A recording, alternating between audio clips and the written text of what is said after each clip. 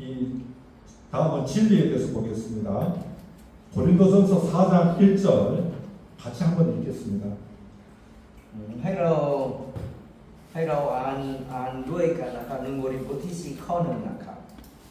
1 โครินธ์บทที่4ข้อ1นะครับ1 โครินธ์บทที่4นะครับข้อ1ข้อที่1นะครับจะอ่านด้วยกันนะครับเชิญนะครับ ให้ทุกคนรู้ว่าเราที่เป็นประเทศที่เป็นรับว่าด้วยของเจ้า 사도 바울은 하나님의 비밀을 우리에게 알려 주었습니다. ก็อัครทูตเปาโลนะครับให้เราทราบเป็นความลับของพระเจ้านะครับ 우리도 이제 하나님의 비밀을 가졌습니다. ก็เช่นเดียวกันชีวิตของเราเช่นเดียวกันนะครับเรามีความลับของพระเจ้านะครับ 바로 이 비밀은 교회이고 복음입니다. ก็คือว่าความลึกลับของพระเจ้านั้นคือคริสตจักรและเข้าโบสถ์ของพระองค์นะครับ 예, 이 비밀을 우리가 세상에 알려라고 하였습니다. ความลับลึกของพระเจ้านั้นจะประกาศให้กับโลกนะครับ 청지기는 주인의 말을 잘 따라야 합니다. คือว่าผู้ดูแลที่ดีนั้นต้องเชื่อฟังดีๆกับเจ้าของเขา 로마서 10장 13절 누구든지 주의 이름을 부르는 자는 구원을 받으리라. ให้ทุกคนที่ร้องออกประนามของพระองค์องค์พระผู้เป็นขององค์พระผู้เป็นเจ้าจะได้รับการช่วยให้รอดนะครับ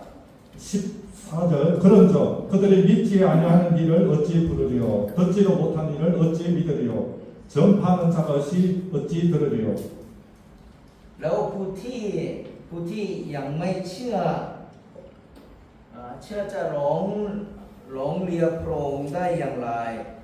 และผู้ที่ยังไม่เคยได้ยินเรื่องของพระองค์เชื่อได้อย่างไรและหากไม่มีใครประกาศเรื่องของพระองค์พวกเขาจะได้ยินได้อย่างไร 듣지도 못한 일을 어찌 믿을 수 있습니까? คนที่ไม่เคยได้ยินก็เขาไม่สามารถเชื่อได้นะครับ 전파하는 자가 없으면 어떻게 듣겠습니까? ไม่มีผู้ประกันเขาจะได้ยินได้อย่างไรครับ 이 세상에서 가장 귀한 것이 또 가장 가치 있는 것이 복음이고 구원받는 것입니다. สิ่งที่ล้ำค่าและคุณค่ากมากที่สุดในโลกนี้คือเข้าประเสริฐและการได้รับความรอดนะครับ 우리가 이 말씀을 믿는 사람이요, 이 진리의 말씀이 올바르게 증거되도록 해야 합니다. ถ้าเราผู้เชื่ออย่างนี้นั้นนะครับก็ต้องอธิบายให้เป็นความจริงของพระวจนะนะครับ 네, 다음은 재물 관리에 대해서 조금 보겠습니다. ก็จะดูแลเป็นการสับสนแบบนะครับ 재물 관리가 제일 어려운 것이 아닌가 이렇게 생각이 되어집니다. ทุกที่ข้าพเจ้าคิดเองว่าการดูแลในทรัพย์สินนั้นจะเป็นยากที่สุดนะครับ 돈은 가장 많은 이런 유혹을 이렇게 우리에게 주고 또 세상 사람들이 너무나 좋아하는 것입니다. ก็เงินเป็นสิ่งที่หนึ่งที่การทดลองมากมายนะครับและมนุษย์โลกทุกคนจะชอบด้วยนะครับ 또 돈 때문에 많은 범죄가 일어나고 있습니다. ก็โลสาเหตุที่งานต่างๆนี้ให้เป็นความชั่วช้าขึ้นในสังคมของมนุษย์ด้วยนะครับ 디모데 전서에서는 돈을 사랑함이 일망하게 뿌리가 된다고 했습니다. การลักเงินทองเป็นลักเงาของความชั่วร้ายทั้งร่วงนะครับ 성도는 하나님 앞에서 재물에 대해서 자유함이 있어야 합니다. ก็คือว่าถ้ามีกระชนทุกคนนั้นนะครับเรามีเสรีอยู่ทรัพย์สมบัติต่อหน้าพระเจ้านะครับ 모두 하나님의 것인데 그 중에 일부만 하나님께 다시 드리라고 하였습니다. แท้จริงคือทุกอย่างนั้นเป็นของพระเจ้านะครับแต่พระเจ้าจะให้ส่วนหนึ่งถวายแด่พระเจ้าเท่านั้น 그 일부가 아까우면 다른 것도 드리기가 어렵습니다. คือว่าถ้าส่วนหนึ่งที่อยากจะไม่อยากถวายนั้น นั้นก็ชีวิตของเขาก็แย่นะครับยาก 네, 그야말로 자기 계산대로 하나님을 숨길 수밖에 없습니다. คือความหมายว่าเขาคิดเองเท่านั้นที่ถวายแด่พระเจ้านะครับ 그러나 내 뜻대로 하면 실패합니다. แต่ตามที่การถวายเงินทองถวายนั้นตามที่ของตนเองนั้นจะไม่สำเร็จนะครับ 예, 하나님의 뜻대로 해야 진실한 증기기가 됩니다. ตามที่น้ำพระทัยของพระองค์นั้นจะผู้ดูแลที่สัตย์ซื่อได้นะครับ 예수님께서 재물에 대해서 말씀하셨는데 보시겠습니다. คือว่าพระเยซูคริสต์จะเรื่องการเงินทองที่อธิบายเรานะครับ 예, 마태복음 6장 24절입니다. ก็ให้เปิดดูดีกว่านะครับมาทิวบทที่6นะครับมาทิวบทที่6ข้อที่มาทิวบทที่6ข้อที่24นะครับขอช่วยอันดังๆให้ทุกคนหน่อยนะครับ1 2 3 จงไม่มีใครเป็นเจ้าของเจ้าวางสองนายได้ เพราะว่าเขาจะทำในข้างหนึ่งและรับในอีกข้างหนึ่งหรือเขาจะรับอยู่ในฝ่ายหนึ่งและดูหมิ่นในอีกฝ่ายหนึ่งก็ทั้งหลายจะรับใช้พระเจ้าและเงินออกพร้อมกันไม่ได้ครับ 예, 하나님과 재물을 겸하여 숨길 수 없습니다. เราไม่สามารถรับใช้พระเจ้าและเงินทองพร้อมกับได้นะครับ 예, 19절에서는요, 너희를 위하여 보물을 땅에 쌓아두지 말라. 거기는 종과 동독이 하며 도둑이 도둑질 한다고 하였습니다. สับสนเงินทองที่เพื่อให้ทั้งหลายอย่าให้เพื่อเก็บไว้เงินทองเพื่อของตนนะครับเพราะว่าที่นั้นก็มีคนขโมยได้นะครับ 21절에서는 내 보물이 있는 곳에 내 마음도 있다고 하였습니다. ทรัพย์สมบัติของท่านอยู่ที่ไหนใจของท่านก็อยู่ที่นั้นด้วยนะครับ 예, 이 말씀은 재물이 우리의 주인이 될 수 있다는 말씀입니다. ก็พูดถึงนี้บอกว่านะครับทรัพย์สมเงินทองนั้นเป็นเจ้านายของเราได้นะครับ 예, 그렇습니다. 재물 관리가 제일 어렵습니다. ก็ใช่แล้วนะครับการบริหารจัดการทรัพย์สมบัติก็ยากด้วยนะครับ 예, 성도들의 마음이 재물에 뺏겨버리면 우리의 신앙생활은 실패합니다. คือว่าถ้ามีการชนนั้นดูแลไม่ดีแล้วการดำเนินชีวิตก็ไม่สำเร็จด้วยนะครับอาจจะล้มเหลวนะครับ 예, 헌금을 두 가지로 나눌 수 있습니다. ก็พูดถึงที่การถวายจะแยกให้สองส่วนนะครับ 하나는 하나님의 것, 그 11조를 드리는 것이고 마땅히 드리는 것입니다. พูดถึงหนึ่งอย่างเป็นของพระเจ้านะครับเป็นถวาย10 โลทีนี้เราต้องควรจำเป็นนะครับ 다른 하나는 나머지 우리의 것을 하늘에 저축하는 것입니다. ก็อีกอันหนึงก็เราจะก็สะสมไว้ในท้องฟ้านะครับ 하늘에 보물을 쌓는 것은 하나님을 위한 것이 아닙니다. ก็พูดถึงเราสะสมไว้ในของพระเจ้าสวรรค์นั้นไม่ได้เพื่อพระเจ้านะครับ 오직 너를 위하여 하늘의 보물을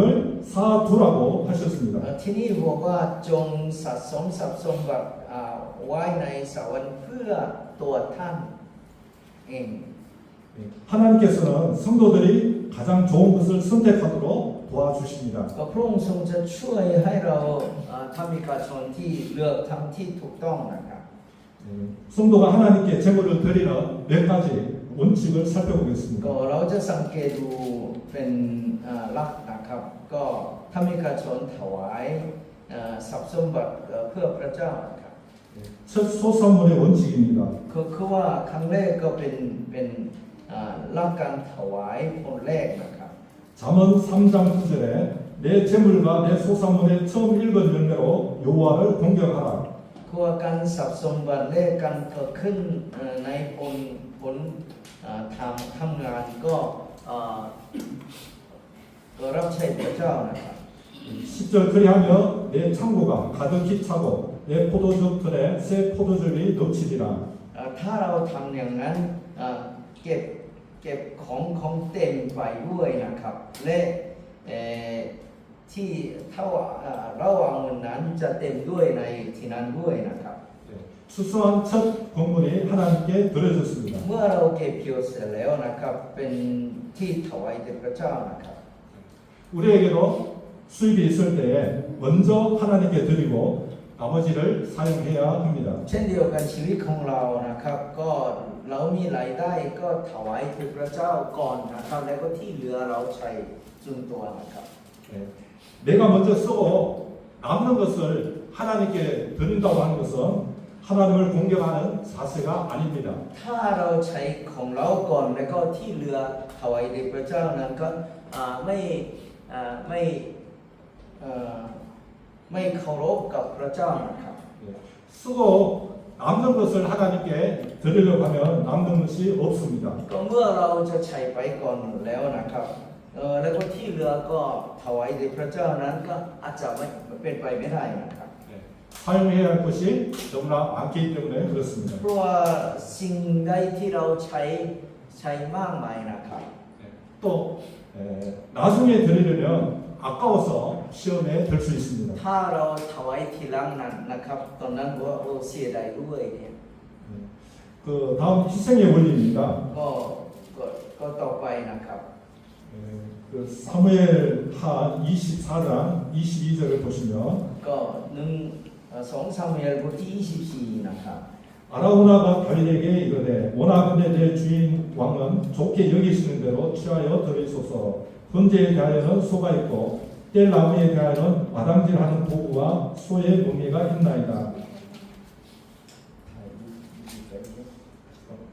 시간 방에서 22절을 보십시오. ข้ออ่านเป็นข้อที่22เท่านั้นนะครับ2 ซามูเอลบทที่20ข้อ22นะครับอ่านด้วยกันนะครับทุกคนนะครับเชิญนะครับ 예. 1 2 3 2 ซามูเอลบทที่24ข้อ22นะครับ1 2 3แล้วเราถือว่า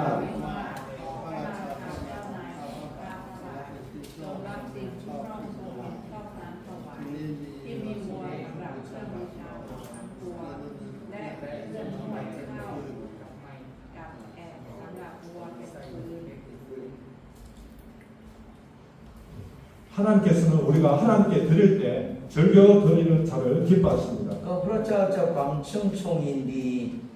ในการถวายที่ประจำนะครับ 예, 하나님께서는 값없이 남는 것이 아니라 값을 치른 희생의 대가를 바라십니다. พระองค์ทรงจะต้องการที่การที่ชำระนะครับก็เหมือนเสียสละนะครับเสียสละและก็รับนะครับ 예, 다윗도 하나님께 번제와 화목제를 드리려고 했을 때에 아라우나가 필요한 것들을 값없이 제공해 준다고 했습니다. แม้ดาวิดนั้นจะอยากจะเครื่องเผาบูชาและถวายบูชานั้นมีสิ่งถวายเครื่องบูชาที่เตรียมให้กับดาวิดนะครับ 다윗은 이것을 거절하고 정당한 값을 지불한 후에 하나님께 제사를 드렸습니다. แต่ดาวิดนั้นจะปฏิเสธเขาให้เขานะครับเขาจะต้องชำระตัวเองและถวายแด่พระเจ้านะครับ 그때 하나님께서는 이 다윗의 희생과 믿음을 기쁘게 받으셨습니다. ก่อนในเวลานั้นนะครับพระเจ้าจะรับการถวายและความเชื่อนะครับ 예수님께서도요 우리의 죄값을 치르실 때 자신의 몸을 희생해서 죄의 값을 지불하셨습니다. เช่นเดียวกันนะครับพระเยซูคริสต์การชำระบาปของเรานะครับพระองค์ทรงถวายทางกายนะครับ 말라기에서 보면 이스라엘 백성들이 병들고 가치 없는 것을 하나님께 드렸을 때 하나님께서는 그것을 왕에게 드려보라고 말씀하셨습니다. ในฉบับมาลาคีนะครับก็ว่าชนชาติอิสราเอลที่สิ่งเครื่องบูชาที่ตามนี้นะครับก็พระองค์ทรงบอกว่าถวายกษัตริย์นะครับ 하나님께서는 합당하지 않은 이러한 재물을 드리는 것을 잘못이라고 책망하셨습니다. พระองค์ทรงจะให้เตือนนะครับ ถ้าสิ่งเครื่องบูชาที่ไม่เหมาะสมกับพระเจ้านั้นก็เป็นไปตักเตือนด้วยนะครับ 하나님께서는 그것을 받지 않겠다고 말씀하셨습니다. สิ่งใดที่มีการตำหนินั้นพระองค์ทรงไม่ได้รับนะครับ 우리가 정당하게 일해서 얻은 소득 중에서 먼저 하나님께 드릴 때 하나님이 기쁘게 받으십니다. แม้เรานะไปทำงานและก็รายได้นั้นจะถวายแด่พระเจ้าก่อนเรื่องนั้นพระเจ้าจะชื่นชมนะครับ 마태복음 26장 7절 보시겠습니다. ก็มาทิวบทที่26นะครับมาทิวบทที่26ข้อ7ถึง13นะครับดูใหม่มาทิวบทที่26ข้อ7นะครับ1 2 3ยิ่งคนหนึ่ง1 2 3 มีหญิงคนหนึ่งถือขวดน้ำมันหอมนะครับมาหาพระองค์แล้วเทน้ำมันนั้นบนพระเศียร 여자가 매우 귀한 향유 옥합을 가지고 와서 예수님 머리에 부었습니다. มียิงคนหนึ่งนะครับเขาเป็นน้ำหอมให้ถวายพระเศียรนะครับ 이것을 본 제자들이 붕괴하여 여인을 책망하였습니다. ก็อัครทูตเห็นอย่างนี้แล้วเขาจะโกรธนะครับ 이유는 왜 이 비싼 향유를 허비하느냐입니다. คือว่าทำไมทำให้เสียของเปล่า 이 향유 한 옥합의 가치는 요즘 돈으로 약 3천만 원의 가치가 있습니다. ก็พูดถึงที่ในน้ำหอมนั้นคืออาจจะราคาประมาณ8,000 บาทนะครับ 어찌 보면 약 3천만 원의 돈을 버린다면 참으로 아깝다는 생각이 들 것입니다. ก็อาจจะเขาถวายเป็น8,000 บาทก็เป็นเสียดายด้วยนะครับ 이 돈으로 가난한 자들을 도와주면 훨씬 더 가치가 있다고 생각할 수 있습니다. เงินนั้นจะช่วยเหลือคนยากจนก็อาจจะมีสวยกว่าคิดเป็นอย่างนั้น 이것은 바로 사람의 기준입니다. นี่คือเป็นการมาตรฐานของมนุษย์โลกนะครับ 주님의 기준은 다릅니다. แต่มาตรฐานของพระเจ้านี่ไม่เหมือนกันนี้ 10절에서 그가 내게 좋은 일을 하였도다입니다. ก็พูดถึงข้อที่10ว่านะครับพระองค์ทรงตรัสว่าน้ำได้ทำสิ่งที่ดีต่อเรา 주님께서는 가난한 자들을 항상 너희와 함께 있지만 나는 항상 너희와 함께 있지 않다고 말씀하셨습니다. พระองค์ทรงตรัสไว้ว่าคนยากจนจะอยู่กับพวกท่านเสมอแต่เราจะไม่ได้อยู่กับพวกท่านเสมอไป 또한 이 여자에게 내 몸에 향유를 부은 것은 나의 장례를 준비하기 위함이라고 말씀하셨습니다. การที่ยิ่งคนหนึ่งที่เทน้ำหอมเทน้ำมันต์สงบเทน้ำลงกลไกของเรา ก็เพื่อเตรียมการฝังศพของเรา 그러시면서 이 복음이 전파되는 곳에 이 여자가 행한 일도 말을 하여 그를 기억하라고 하셨습니다. ที่ใดที่เขาประสบรถทุกประกาศไปทั่วโลกสิ่งที่ยิ่งคนนี้ได้ทำก็จะทุกกล่าวถึงเพื่อระลึกถึงหนังด้วย 우리 스님은 자신이 3번이나 십자가에서 죽으실 것을 말씀하셨습니다. พระองค์ทรงจะตรัสกับอัครทูตว่า3 ครั้งที่สิ้นพระชนม์ที่ไม่กางเขนนะครับ 그 마지막으로 말씀하실 때에 우리가 예루살렘으로 올라가노니 그때 십자가에 못 박히고 3일 만에 살아나리라고 하셨습니다. พูดถึงที่คำตรัสสุดท้ายนะครับเราเดินขึ้นไปเยรูซาเล็มและถูกไม่กางเขนแต่วันที่3เพิ่งขึ้นจากความตาย 제자들은 이 말씀을 알아듣지 못했습니다. ก็อัครทูตนั้นจะไม่เข้าใจความหมายนี้นะครับ 그러나 이 여인은 이 주님의 말씀을 믿었고 또 다시 찾아오지 않을 이 기회를 놓치면 안 된다고 생각했습니다. แต่ยิ่งคนนั้นจะเขา วางใจคำตรัสของพระองค์และอนิจจโอกาสที่สุดถ้าเราเสียโอกาสก็ไม่ได้เราเลยทำอย่างนั้น 그래서 이 주님의 장례를 위해서 기꺼이 향유옥합을 주님께 드렸습니다. เพื่องานศพขององค์พระผู้เป็นเจ้าและการถวายน้ำหอมนี้ได้นะครับ